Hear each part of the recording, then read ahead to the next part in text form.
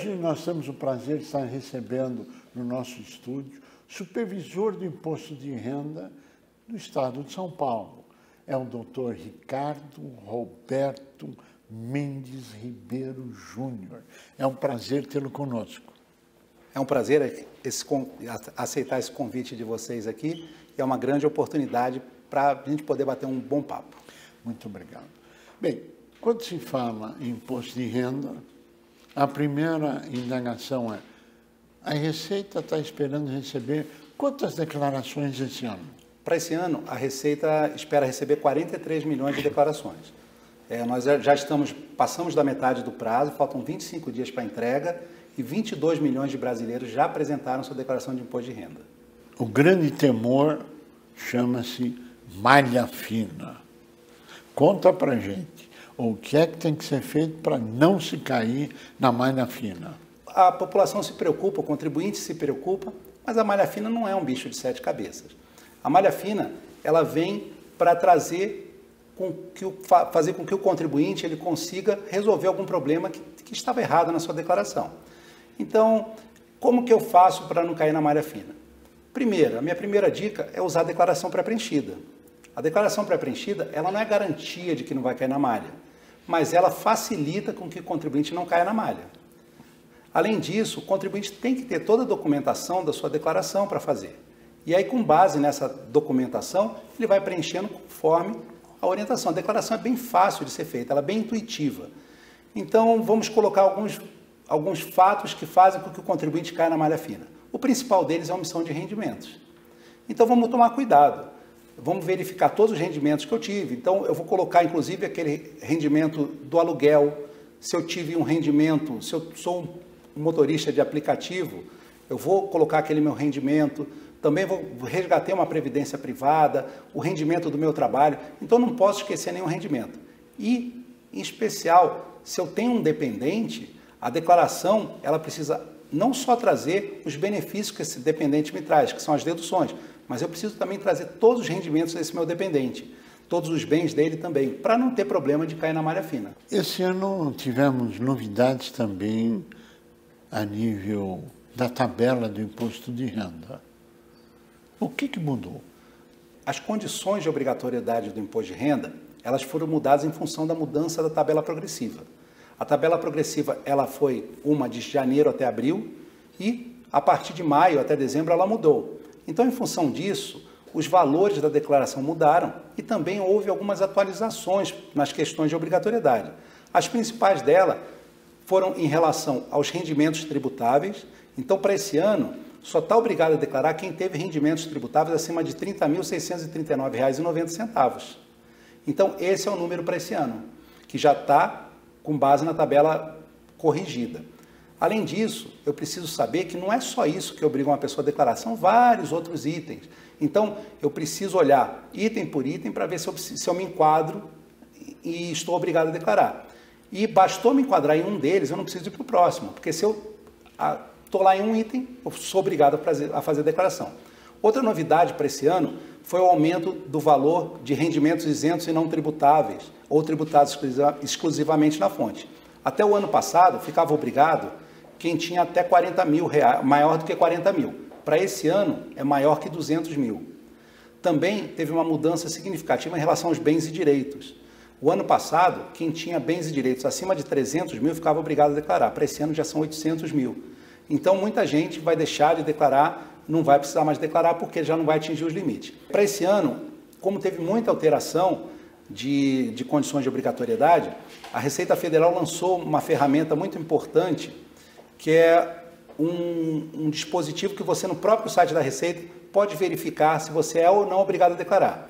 A ferramenta já existia, é o chamado Pergunta para o Léo. Logo na parte da primeira parte lá da página da Receita, eu tenho um leãozinho que, eu clicando nele, ele vai me trazer várias informações. E a primeira dela é se eu sou ou não obrigado a declarar.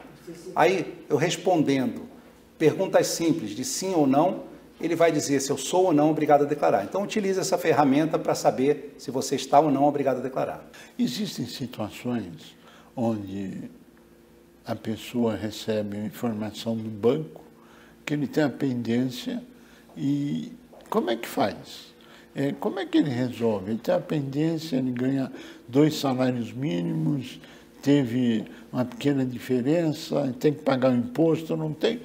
Por favor, fale um pouco a respeito. Essa é uma questão que também foi muito trazida, né? Que muita gente ficou pensando que pelo fato de ganhar 2 salários mínimos não estava obrigado a declarar, né? Mas não é isso. Eu preciso ver durante o ano inteiro, porque muitas vezes eu tive um ganho maior, algum valor que eu recebi, então eu preciso olhar lá aquele valor de R$ 30.639,90. Então eu vou pegar lá meu informe de rendimentos, vou ver lá qual é o valor que eu tive. Então muitas vezes, mesmo que eu não tenha que pagar imposto ou não tenha tido imposto retido, eu tenho que cumprir a obrigação acessória de entregar a declaração. Então eu vou olhar lá as condições de obrigatoriedade e apresento a minha declaração. Por quê? Porque se eu era obrigado a entregar e não entreguei dentro do prazo, posteriormente eu vou ser cobrado a entregar essa declaração, vou ter multa por atraso. Então, muito cuidado com isso. Então, vamos sempre olhar as condições de obrigatoriedade para verificar se eu preciso declarar ou não. Não vamos pegar aquilo, eu ganhei menos de 2 salários mínimos, ganhei mais de 2 salários mínimos. Esse não é uma condição de obrigatoriedade. Então, vamos lá verificar se realmente precisa entregar para não ter essa pendência depois. Muitas vezes o banco informa que a sua declaração tem alguma pendência, então vamos evitar isso e verificar exatamente as condições. Bem, existe, quando se fala do mundo empresarial, dos pequenos negócios, uma confusão fiscal. Pessoa física, pessoa jurídica. Quais são as consequências disso ou como evitar os grandes problemas? Porque é muito comum, né, o pequeno, o micro e o médio empresário fazer algumas vezes confusão entre pessoa física e a jurídica. Então, a gente precisa ter bem em conta o que é a pessoa jurídica e o que é a pessoa física. Então, a pessoa jurídica, ela é uma entidade, ela tem uma personalidade e a pessoa jurídica, ela tem o faturamento dela, tem as obrigações dela e a pessoa física não se confunde. Muitas vezes, eu tenho uma empresa pequena e só eu trabalho naquela empresa, mas eu tenho que separar bem o que é da empresa, o que é da pessoa física. Então, se eu tenho um rendimento da empresa, eu não posso confundir com uma pessoa física. Então, eu vou declarar esse rendimento na pessoa jurídica. Se a pessoa jurídica me pagou um salário, me distribuiu um lucro, eu vou lá e vou declarar isso na minha pessoa física. Então, são obrigações distintas, né? E caso eu faça uma confusão, fica difícil depois. Depois eu posso ter prejuízos por essa confusão, porque eu não sei o que era patrimônio da física, o que era patrimônio da jurídica, posso ter prejuízos, posso ter multas, posso ter fiscalizações, então vamos evitar isso. Um exemplo muito prático disso é em relação ao plano de saúde empresarial. O plano de saúde empresarial, ele é um plano que é contratado pela empresa e a empresa efetua esse pagamento. Só que para ele ser dedutível na pessoa física, é necessário que a empresa seja ressarcida esse valor pela pessoa física. Então é fundamental verificar isso, que se você fez esse pagamento desse plano de saúde na pessoa jurídica, ele não é dedutível, a não ser que você ressarça esses valores para a pessoa jurídica. Então é importante fazer isso. E também, muitas vezes, não misturar a conta corrente sua, da pessoa física com a jurídica para evitar problemas. Sempre tem uma forma lá de você verificar essa separação. E é importante. E vamos dizer de novo, mesmo que você seja um MEI, um microempresário, um pequeno empresário, você tem que separar as obrigações da jurídica, entregar as declarações da jurídica, cumprir as obrigações, pagar os impostos da jurídica. E agora, até dia 31 de maio, verifica lá se você é ou não obrigado a declarar, se você tem que preencher a declaração e preencher com base nas informações que são da pessoa física. Bem, ultimamente se fala muito em criptomoeda, em criptoativos, etc. Como é que a Receita Federal hoje encara esses ganhos? Ou tem que ser declarado ou não tem que ser declarado? Para esse ano, nós tivemos uma grande mudança para os criptoativos na declaração.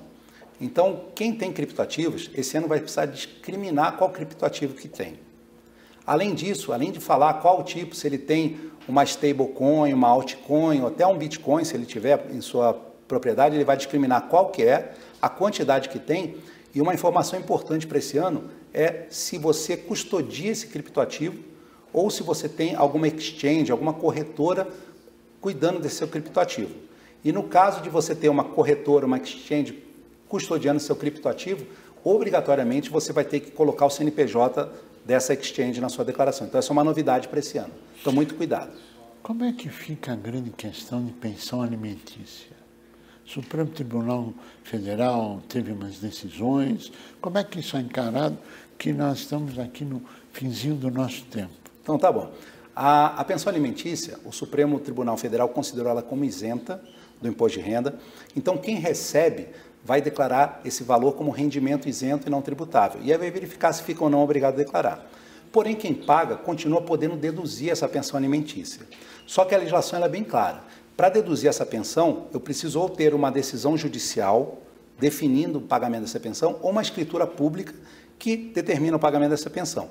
E a novidade para esse ano é que lá na declaração eu vou precisar colocar os dados dessa decisão judicial ou da sentença ou da escritura pública lá na minha declaração. Colocar os dados, a data, tudo direitinho, então tomar cuidado. Eu pediria as suas considerações finais, que nós chegamos ao final do nosso tempo. Eu agradeço, né? E só pedir um segundinho para vocês. Quem puder, dê uma olhada na sua declaração. Quem fizer pelas deduções legais, pode destinar parte do seu imposto de renda ou para o fundo da criança e do adolescente, ou para o fundo da pessoa idosa. Então, verifique, isso é uma questão de cidadania. Você pode doar até 3% do seu imposto devido para cada uma dessas duas entidades que eu falei. Então, tentem fazer isso, ajudem o seu município, ajude o seu estado a poder destinar o seu imposto de renda e aplicar nos projetos da sua prefeitura, do seu estado. É uma solicitação muito importante a você que está conosco. O país vive um momento de uma crise jamais vista, por exemplo, no Rio Grande do Sul, que precisa dessas contribuições. Outros municípios, outros lugares do país também têm as suas crises e a sua calamidade. Dê parte do seu imposto de renda, direcione isso. Não te custa nada e você estará ajudando muito a muitas pessoas que necessitam. A você que esteve conosco, nosso mais profundo agradecimento, com a certeza que estaremos juntos na semana que vem. Até lá!